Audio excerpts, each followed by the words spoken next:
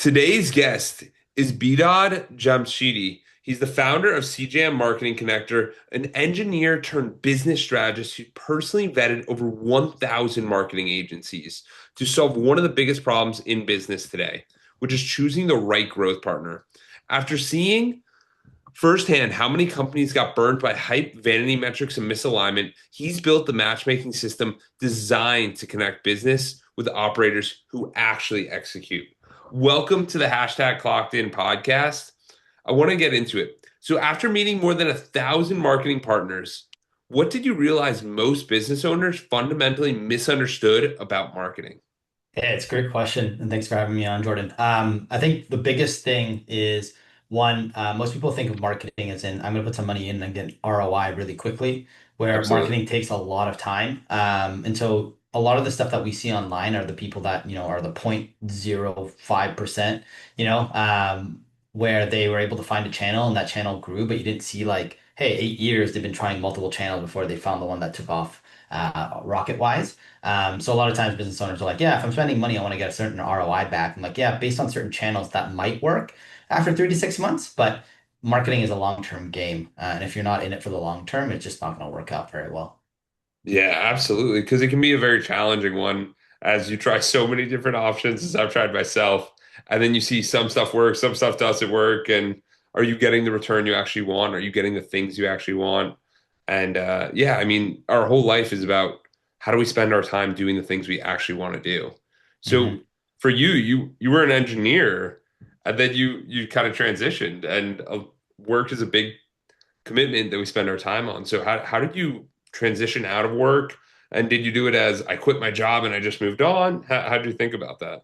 No, I mean, great question. Yeah, so an engineer getting to marketing is a strange situation, especially when you're not trained on it in school. But when I used to work as an engineer, I used to be a sales engineer for a company named TELUS, very similar to like Verizon in the US.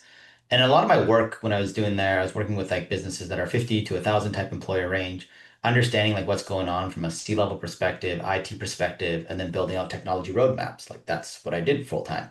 And I got to work with a lot of cool customers like large law firms, manufacturing, the Lushes of the world. And that's where a lot of my business consulting, sales, leadership, and technology experience came from.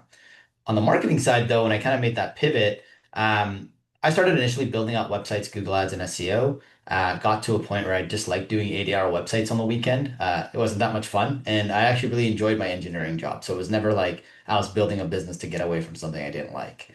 Yeah. And as I kind of got into it, I started passing off work to marketing agencies. I was like, okay, instead of me doing the websites, maybe the marketing agencies will do it.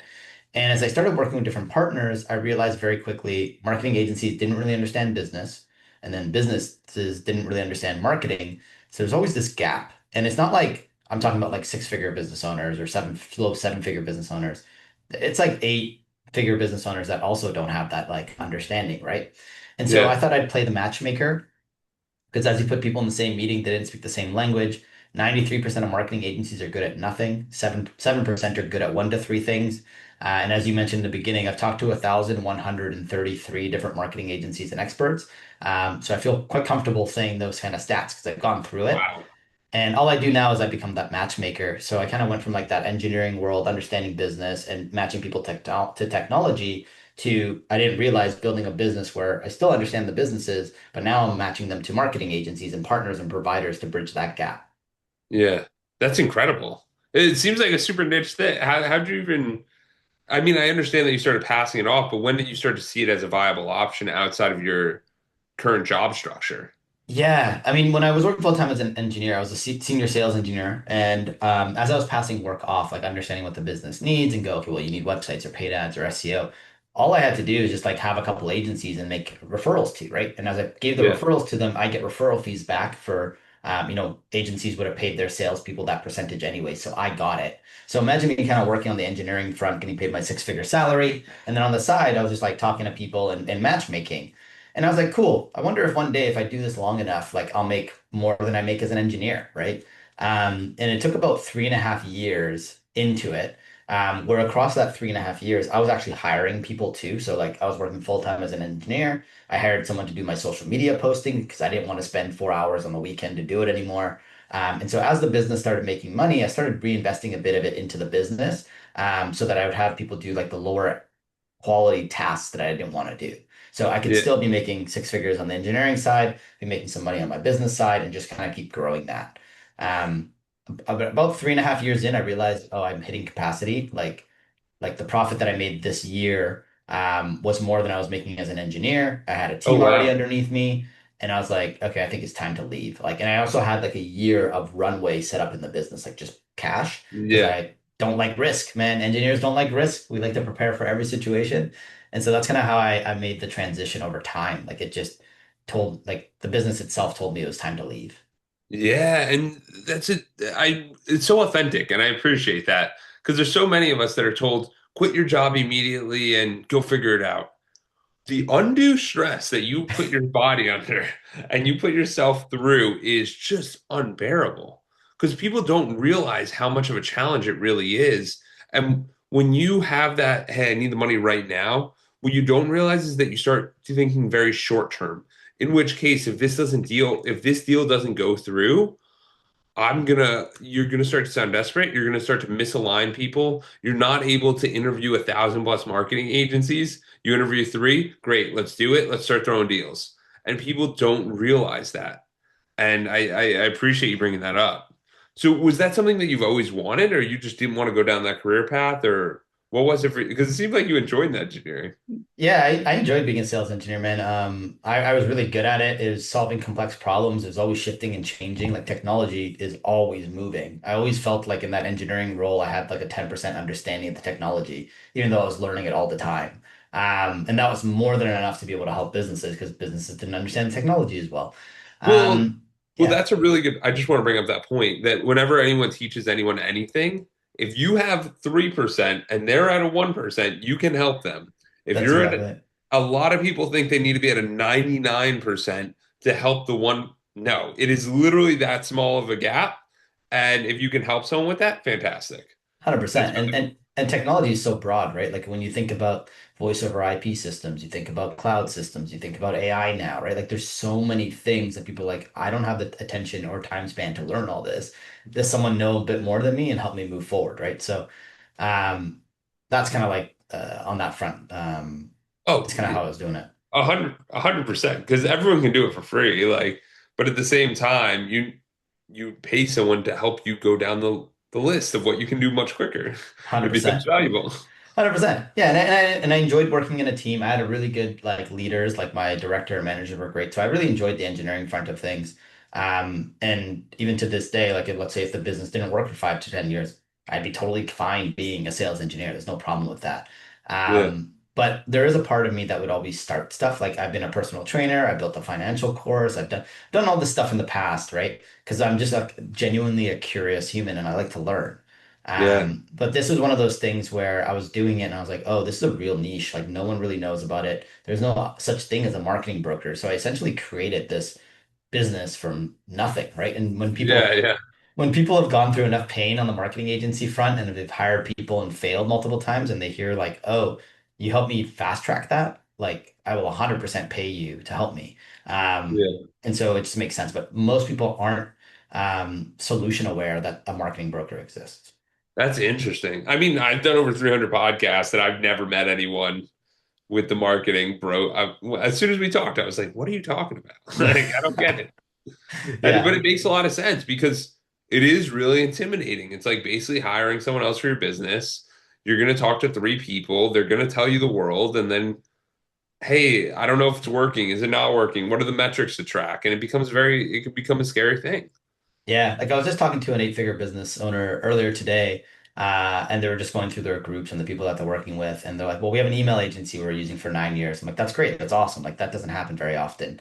But then they hired this fractional CMO, and this person was like, basically ran an agency, and they were buying an agency, and they called themselves a fractional CMO with never really having any CMO experience, and so they were taking them and taking the business from all the other marketing channels and running it through one agency because essentially that FCMO ran that agency.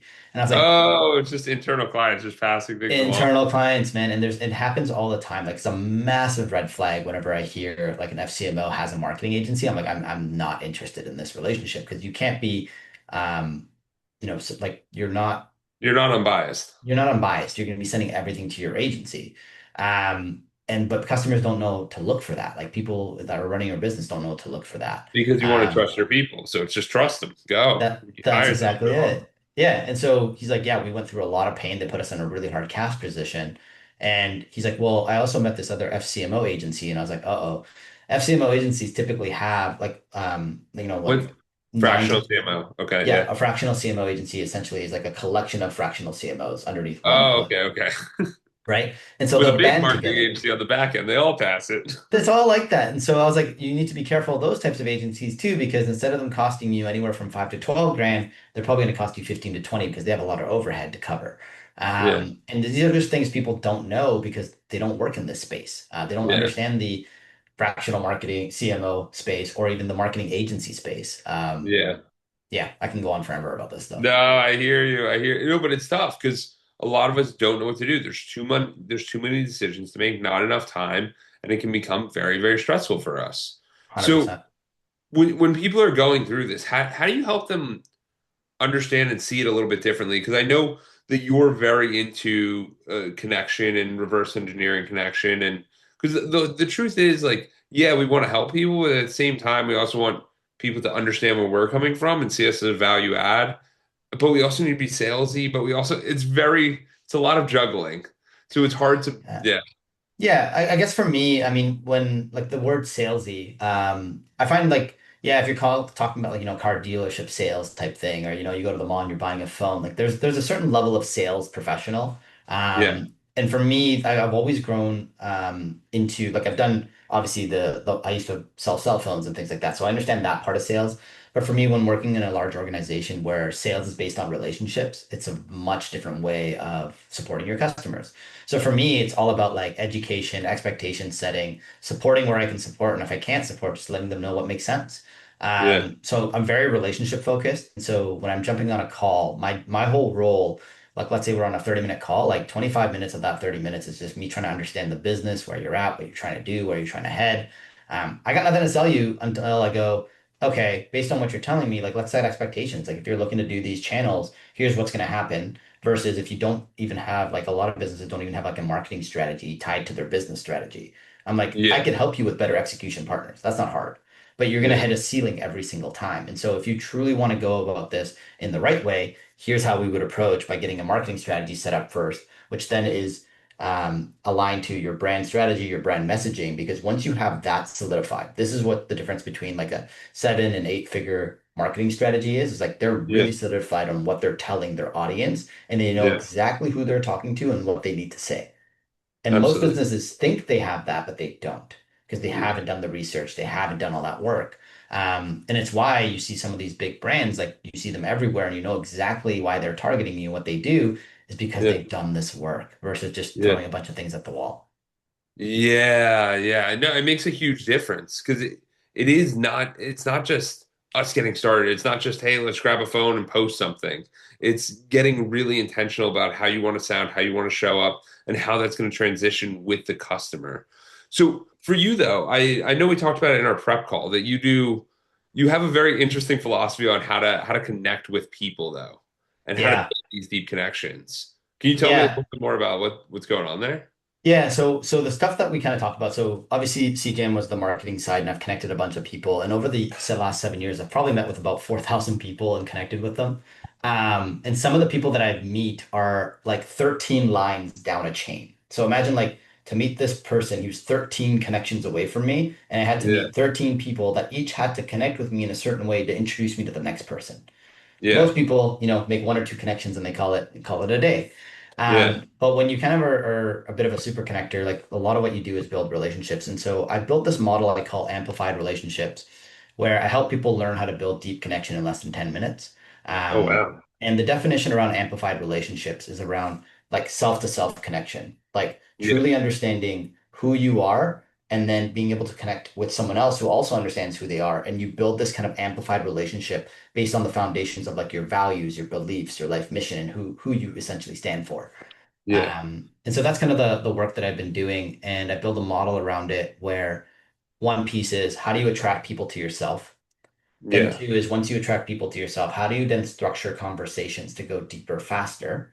And then three is once you've built all these connections and these networks, like how do you apply energy to that network, right? Yeah. Who do I text message? Who do I give a phone call to? Who do I just send an email to? Who's part of my Oh, newsletter, interesting. right? Interesting. So you break it all down. And then the final stage, which I always leave kind of for a workshop, is I've been able to actually put numbers to human relationships and say, like, based on the relationship you have with your wife or this other CEO, you have an efficiency ratio of, say, 52%. And if this is a relationship that matters to you, here's a ways that you can think about how to improve on that. Interesting. Because I think that's one of the biggest challenges for a lot of us is that it's hard. We know in business that if we measure and monitor numbers, we're going to improve, right? So we want to measure and monitor the revenue. We want to measure and monitor our bank account. Things will go up, things will go down, but as long as we're measuring, we can see it. Mhm. Very hard to measure relationships, but you figured out a way. Yeah, I have a model that I use and it gives you a good understanding of kind of like where you're at. Um, and it's hard to explain over just like an audio call, but like if you imagine like every person having like two nodes, right? Like I'm an Yeah. engineer, I like to play with nodes. You have your self node, which is like the core. This is your primary Yeah. node. This is your beliefs, your values, your life mission, what your purpose is, the stories that have created who you are. Like that's in the primary node. And Yeah. then off the primary node, you have this things I call the secondary nodes. These are things that you're just like interested in life about, right? Like for us, could Okay. be podcasting, it could be business, it could be, Yeah. self-reflection and getting better at who we are as humans. Yeah. Or it could just be like we like food or sports. And so Yeah. if you think of a human, you have the primary self node and then a bunch of branches off of that that are essentially interests. And when you bring two people together, parts of their secondary nodes are going to connect, right? Like we're going to connect over food or we're going to Okay. connect over business and stuff. And then the self nodes will connect. And the deeper your connection on the self front, the more amplified your relationship's going to be because it's the depth of connection that matters versus just the surface level secondary Iteration. node connections all the time. So, Yeah. Rami, can you give me an example of this? Because I'm sitting here thinking about the audience, and they're probably like, "What? How does it? How do I apply this? How do I do this? What is the action steps?" Yeah. So, So okay, so if we're gonna like kind of play around with it, and we'd have to walk through the numbers and stuff, but like let's say you have a CEO named Bob, right? And okay. Bob has, let's say, three nodes, right? The first node is their self node, and this is how well they understand who they are. And I Yeah. have a whole scale that I can run from 0 to 100. Oh And wow. imagine like Socrates is like 100, right? And then zero is someone who's never really reflected on life. And Yeah. so Bob has, let's say, a 15 out of 100% understanding on who he is, right? Yeah. His second node would be business, right? Like how well he understands business. Yeah. And so you look at someone like Warren Buffett, he'd be at 100%. Jeff Of Bezos would course. be at 90%. So this guy would be, let's say, at an 80% understanding of business, right? So 80 Yeah. out of 100. And then the final one is like the personal understanding of the people around him, how well he understands his family, his friends, his all those people, right? And we Yeah. can say that he has an understanding of the people around him of 10% out of 100. Because you can Yeah. never really understand other people deeper than you understand yourself. So Interesting. so if Bob understands himself 15 out of 100, that's the limit. And so he understands people at a 10% level. So you can kind of imagine Bob now as someone who's really, really good at business, but he doesn't really have a lot of self-reflection and he doesn't really understand the people around him. Yeah. Right. And I'm sure we all know some CEOs we can name out that are typically like that, right? Yeah. Now, if Bob is wanting to connect with another CEO friend of his, a colleague, right? And Yeah. that CEO's name is Ryan, for example. Yeah. Ryan might have an understanding of self of 50 out of 100. He might have a business understanding of 60 out of 100, and he Yeah. understands the people around him at about a 40 out of 100 level. You Yeah. kind of get a sense for who Ryan is, right? Like he understands business pretty well, but he's also got a lot of emotional intelligence to understand the people around him and understand himself. And so when these two humans connect, right? Let's say they go to Yeah. a restaurant for food, when Ryan goes home and says, "Hey, how was hanging out with Bob?" He said, "Hanging out with Bob was always great. We talk about business and what we're doing and strategically and blah blah blah. It's all great. Like we're always trying to figure out what we're building towards." And she goes, "Well, how is he doing personally?" It's like, "Oh, we don't really talk about that. Like Bob doesn't really seem to want to talk about the self very much. So Yeah. we kind of keep away from that, right? That's the kind of relationship you would have there. And if you were going through my models, that's like a 45% out of 100 relationship, Interesting. amplified relationship efficiency ratio. And so you start thinking, okay, well, how do these two relationships get better? Right. So Yeah. Bob can spend time doing self-reflection, understanding who he is, understanding the people around him, getting more in tune with who he is, right? And if Yeah. he increases his self-understanding, he increases his understanding of the people around him. And so when these two humans now go on a lunch date or a dinner date or whatever it is, and Ryan goes home, he goes, "Oh, hanging out with Bob is awesome," because we always talk about business and how we're expanding and growing, but we also talk about like our values and what we really want in life personally and how much he cares about his family and what's happening there. Like, I would do anything for Bob, like because you're connecting with the self at that point. Yeah, and it's a much deeper level. Like it's interesting you're saying all this, and I was talking to because I do coaching, and I was talking to one of these guys, and I was just getting to know him, and I'm like, hey, like, what's your 5 year vision? He's like, I don't know, man. Like just more of what I'm doing, like more travel, more this. I don't know, like whatever more looks like. And I was sitting there, and then he's like, I got something coming up. I'll talk to you later. And I was just sitting there, and I'm like, he's never thought about this. He has no idea. So he's just kind of shooting from the hip in regard to what he wants to do or what he doesn't want to do because he doesn't even know the type of life he wants. And Yeah. that can be challenging for us. And a lot of the time we get very intimidated with people who are like, oh, that person is materially successful. They must know the answers. And it's like, not exactly. Not exactly No. at all. No, and it's interesting because you say that because like that's a miss of connection, right? Like if he had done some self-reflecting, be like, well, I'm building this thing because I love this and I love to do this with my wife and I love traveling because like there's so many more connection points you can really connect with someone because they've actually done some of the deeper reflection, right? Yeah. And you can get deeper. Um, but yeah, and there's another thing that I kind of figured and learned recently, just around like just humans and how they focus on stuff. You know how everyone just talks about purpose and why purpose is important and etc. So I think like there's a couple different ways that you find your purpose, right? One is you think money's going to do it, or reaching some sort of significance or status or fame, right? And what happens when most people hit the goal of the revenue goal, or they hit the goal The of like goalpost moves. it moves, or it gets to a point where it goes, oh, this didn't actually give me what I want. And Yeah. so you sit there going, oh, if this was the first mountain and it didn't give me what I want and I'm not fulfilled, what makes me fulfilled? And that question starts leading you to what you really love doing and what your purpose is, right? Can I time out for 1 sec? Sure. I just think the big challenge for a lot of people is that that question doesn't come up till too late in life because they're constantly chasing this mountain of unfulfillment. And I just turned 30, but I'm seeing it happen with more and more of my buddies where I'm like, they're like, yeah, I'm gonna miss the trip because like some work emergency, and I'm like, I wouldn't, I Yeah. don't know that I'd recommend that. Like, Yeah. Yeah. And that's exactly it. So some people have to hit a certain level and then realize that's not it. And then they start searching for the second mountain, the purpose level, the what matters yeah, in life, that kind of thing. And then there's other people like I think there's three scenarios. There's right now the second scenario is like someone who, for example, like myself, has made enough money in terms of like, oh, I make enough money a month. If I'm not happy with the amount of money or I don't feel the sense of fulfillment, more money is not going to solve that problem. So I yeah, start asking the question of like, what is purpose, which is all around this yeah, amplified relationship stuff and teaching people how to connect deeper and understanding who they are more. And once you start doing that, you realize, oh, money doesn't actually really matter that much. Like money will yeah, come to you as you do your purpose, right? But it's like it's not the goal, it's not the thing. yeah, Um, and this is not to say that the first person who builds a lot of wealth, for example, money-wise, and then realize their purpose, they can make massive impact because they also have a lot of money that they built prior to do that impact.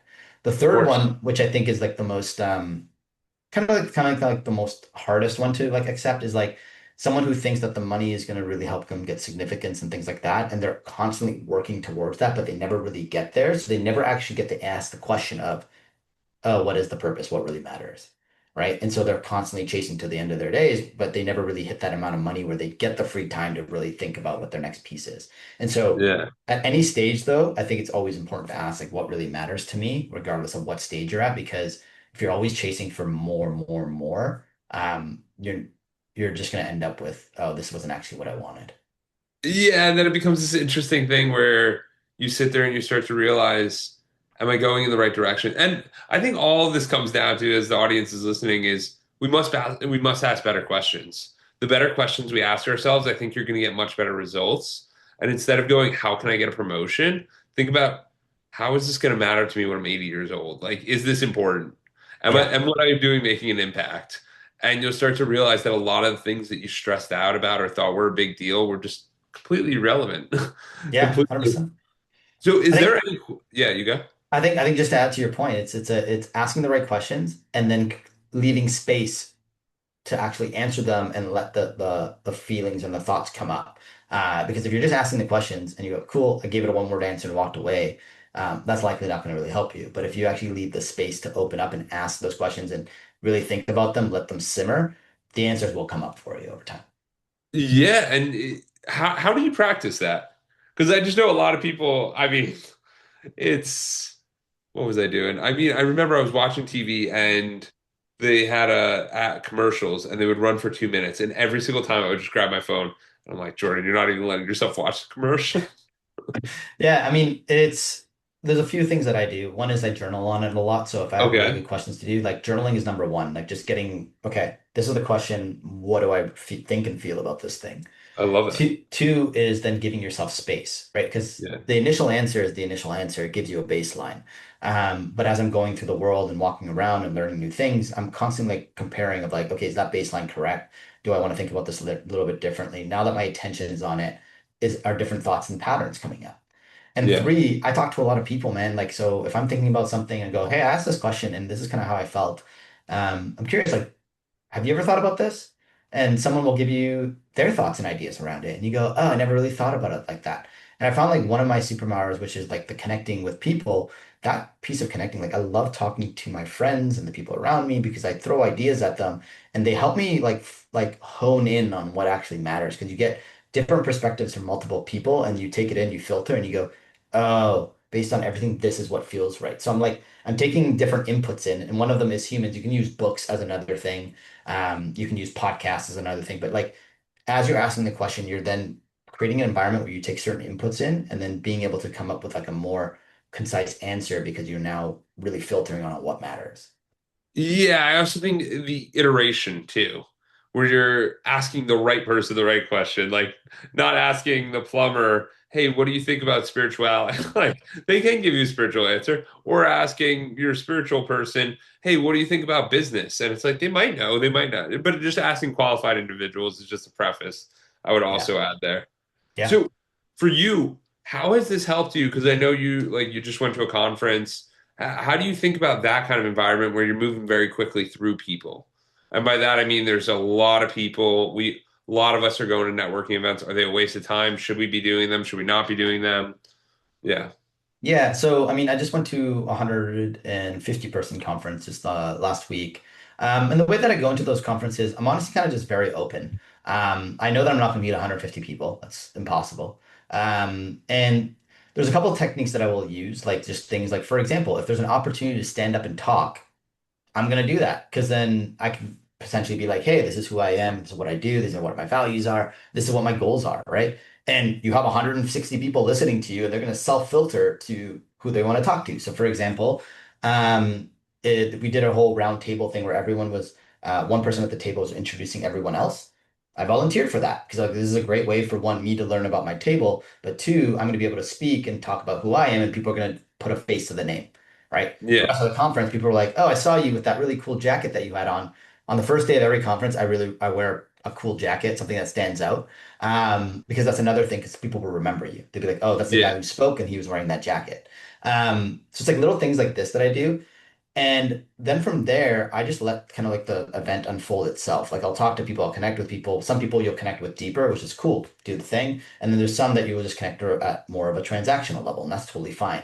But I'm Yeah. not sitting there forcing things. I'm just like letting things unfold as they need to unfold. But Yeah. I've done so many networking events that it's not like, oh, I need to make an ROI from this thing. This doesn't matter to me because you never know what will happen in 3 to 5 years from meeting a certain person at a conference, right?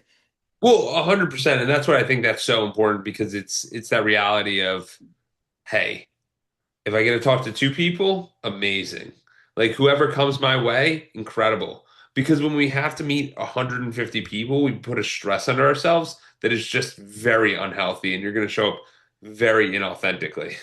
Yeah, 100%. And so I think it's just good to know that. And the one other thing, like when you said, should we be networking?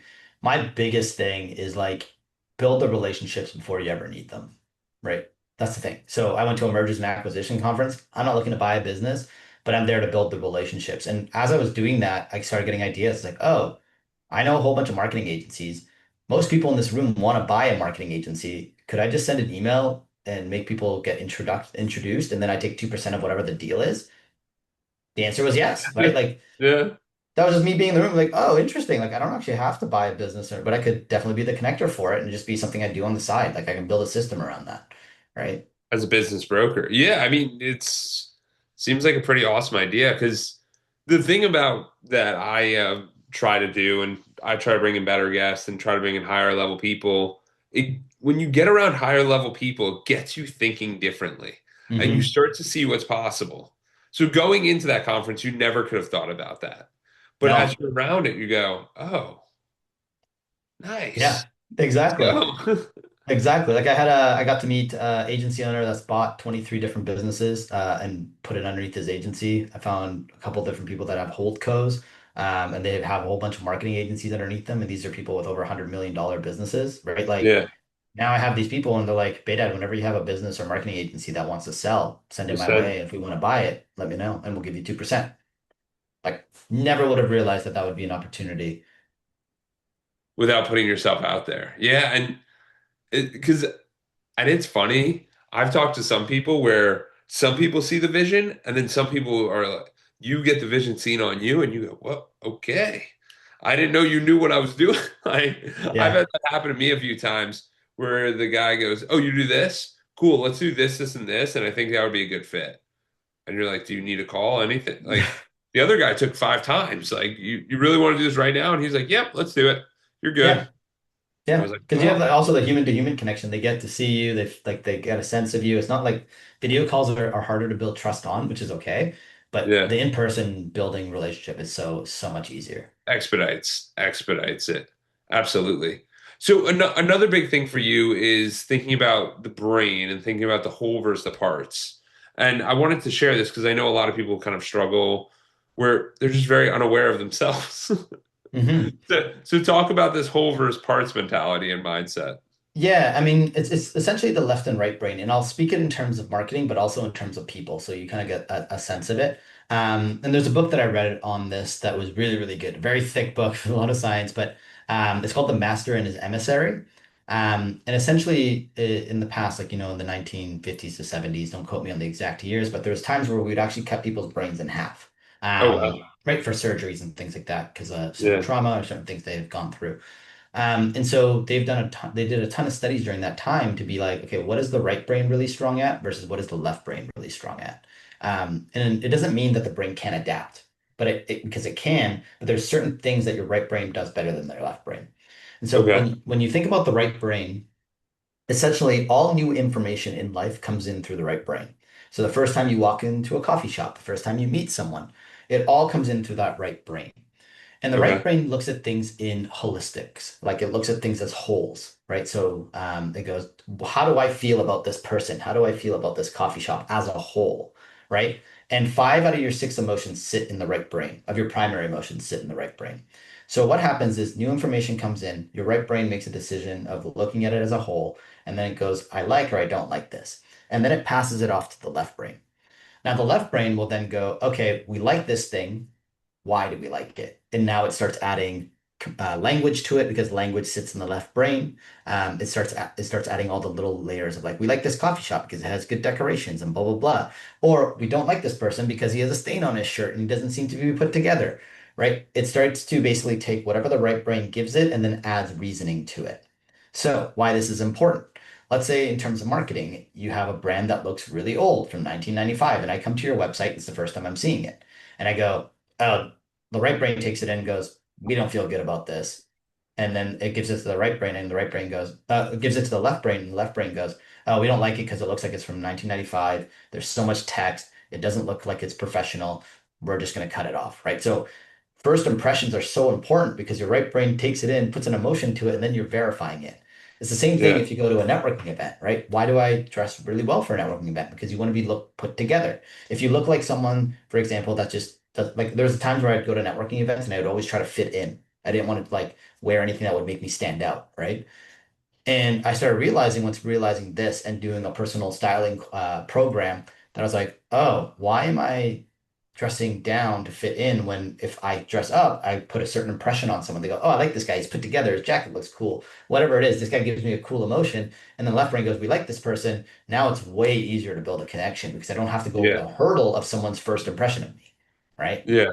And so when you start thinking about this, you go, okay, well, maybe the next time I do go to a networking event, I won't wear flip-flops and shorts and a white t-shirt. Maybe I'll put a little bit more effort because now when someone sees you, they go, is this person legit? Are they not legit? Are they so wealthy that they can dress like this? Or they're not so wealthy, or they don't care how they put them. Is this how they run their business? Like there's all these things we're subconsciously questioning. Why even make people Yeah. question that? Just dress up, dress well, come across like Yeah. professional, and you don't have to deal with all those objections up front. And it's just going to make the human connection piece way easier.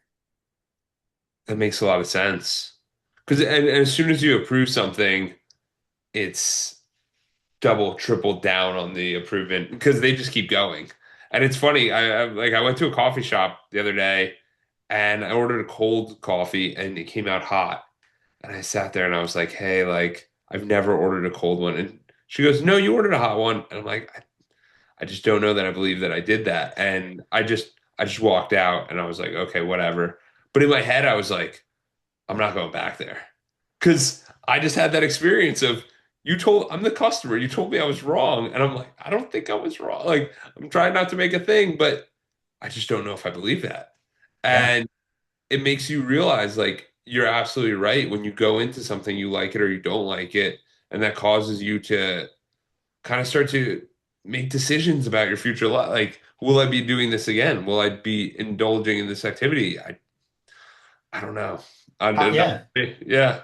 How hard is it to change a first impression? Like really, really hard. How hard is it to Yeah. change like a belief that you've had? Really, really hard. Yeah. So why not make sure the first belief that goes in is a good one and a reflection of you, versus just something that you're leaving up to chance. Absolutely. Absolutely. 100%. And it also, like, if you start recommending stuff to people and you start connecting with people, they'll trust you more or trust you less. Like, I bet you the person that kind of brought up the event to you and you went there and you're like, oh, this is actually real. I Yeah, trust you more. This is more a verifier. Yeah, if that wasn't true, then they'd be like, I don't trust you. Like, I don't want to see you. Like, and that's a big thing for a lot of us because it can be challenging. 100%. So with Edwards Consulting, we have five pillars. It's mental health, physical health, community service, philanthropy, spirituality, and relationships. And I started doing this probably 100 episodes ago now. Honestly, I ask guests how they're feeling on the five pillars. The reason for that is because it really humanizes the guest. So mental health, where are you at today on a 1 to 10, and why is that? I have a pretty high bar for this, so I would say I'm an 8.5.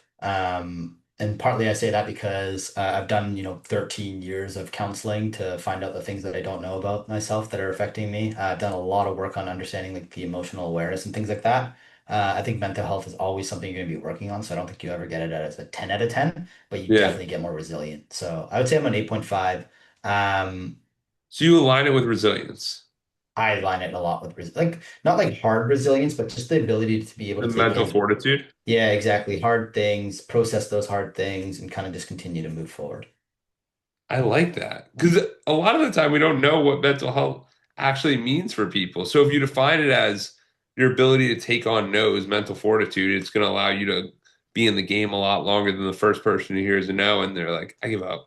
I'm Yeah, not doing this anymore. yeah, not specifically just in like just no's, like that's like a part of it, right? Like the rejection. Oh, I felt rejected, or I've felt uncomfortable in this situation. But even things like, oh, I took a really hard hit this month, and I'm like scared and fearful. But that's fine. I'm going to process that, and I'm going to still continue to move forward outside of that. Just like the ability to continue to process the things that are coming in, feeling whatever they need to be felt, and still moving forward because you know what your ultimate goal is. Absolutely. I like that. So it's not even a daily activity. It's more of just a mindset and how you carry yourself. Yeah, That's and just cool. working on it, right? So I'm like, okay, I need to work on the counseling piece or the emotional piece, or today I need to just like really relax because my brain's been exhausted from traveling for the last week, right? Like just working with your mind in a way that makes sense. Yeah. Having an awareness. I like that. Like even today, I had a few, honestly, what became almost podcasts with people. They were like an hour and a half each, and I had 20 minutes. And I just told myself I'm going on a walk.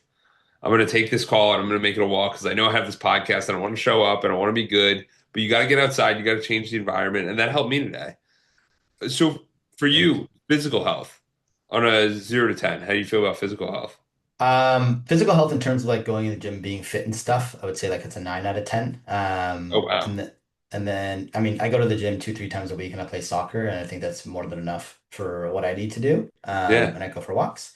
And then yeah, my health would be a 10 out of 10, but I dealt with Crohn's growing up, which deals into Oh SIBO wow. and all that stuff. Yeah. So just dealing with the after effects of SIBO, but that's just something you got to consistently work at. Yeah. How did you start taking your fitness seriously, or have you always? I always played soccer and sports when I was younger, and then I've been hitting the gym since I was like, what, probably 16, 17 years old. Oh, it's just been an easy habit for you to kind of carry. It's just something that's just who I am, and I need to fit, and I know I feel better when I'm in the gym and working out and playing sports and being around other people. Yeah. It's just always been something I do. That's awesome. So you identify with it. That's Yeah, good. Because like when you identify it, it's like I'm a soccer player, you're going to show up better. I'm just sharing that for the audience. When you start viewing yourself as the athlete, you're going to become the athlete instead of 100%. I just got to get fit today. And it's like no, Exactly. man, no, it's not going to work. No. Community service philanthropy. How does that show up? I would say it's like a two, maybe, because I don't like go and volunteer for things, but I do like, for example, my amplified relationship stuff, like share knowledge and things like that, just because I really enjoy doing it. I think community service over time will become more and more important to me. Yeah. Most people say, well, you can do it now. I'm like, yeah, I got so many things on my plate, and at some point I will do it. But it's like, I know that as I get into the later stages in life, that like giving back is going to be a massive thing of what I do. And I'm starting to do pieces of that now, but there's a lot more I could do. Yeah, I enjoyed the fact that you brought up the amplifying relationships because I remember in the pre-call you told me that you're aiming for 1 million to impact 1 million people and share that. What's your current number at? Because I have what you Uh, found the other day. It might be yeah, it's still 50. 24. And then on Wednesday, I'm presenting to another group of business owners, and then next month I'm doing another presentation. So we're slowly creeping up on that number and But building. I'm not saying this is good or bad. I just wanted you to share that because the audience, it humanizes who you are and it says, hey man, like you just started this mission that is fantastic and you're working towards that. So it allows every single person to count. So because you share that, that might inspire someone else to go, oh, I have stuff to share. I have Yeah. something that's impactful. So I appreciate you doing that. Yeah, man. No, I love it. And even sharing that with the people, it's like, yeah, if there's people out there that can help support me in that goal. Like you remember when I'm like, I have nothing to sell for this. I literally just want to share the knowledge so humans can connect deeper. And if someone wants a workshop from it, great, but like that's not the goal. Like my business makes my money. This is just me giving back the knowledge that I built up over the years. Yeah, and Yeah. that's one of the big things that people don't realize is that you can give community service through the skill sets that you have. Yeah. Because there's too many of us that think, oh, I just got to donate money or I got to donate time or I got. No, you can actually have a skill set and it can be valuable and you could just start giving that out. Yeah, your knowledge is super important. Like even if you're, let's say you're a coach, right? Like there's certain people you're charging a certain amount of money to be the coach for, but then there's some people that can't afford you. Like you might even be able to just give out free content or course content or whatever it is, just to hit a wider audience while you take care of the more, the clients that can afford your services. Yeah, Um, 100%. I mean, even right now, what I do, like we're doing the content right now. yeah, exactly. It's just part of the journey. Um, cool. And then we have relationships on a 0 to 10. What do you think of, and this could be family, friends, connection. Like, what do you think about that? My gut says it's a 10. Okay. Like that's just this is what I do, man. I'm a connector. Like yeah, knock on wood, I have an amazing relationship with my wife. We've been together for 15 plus years. My Oh, wow. family, my brother, like we're all very close. And then I have an amazing network of friends and people I can reach out to and connect and support. And I run networking dinners. My next one's in 3 days. We got 29 entrepreneurs coming out Oh, for it. So wow. there's a lot of stuff that happens on the relationship front. How do Yeah. you tell me a little bit about the tips and the tricks about the dinners or staying connected or yeah. Yeah, I mean, the dinners for me is essentially like I just want to bring people together that have really high energy in the entrepreneurship world. They're doing 7 figures of revenue, or they're doing 200K in profit or more, or just someone who's doing something cool in the world. Like I have some friends that are, working with like global warming and stuff like that. So it's just like I just want to be around people that are cool and have high energy.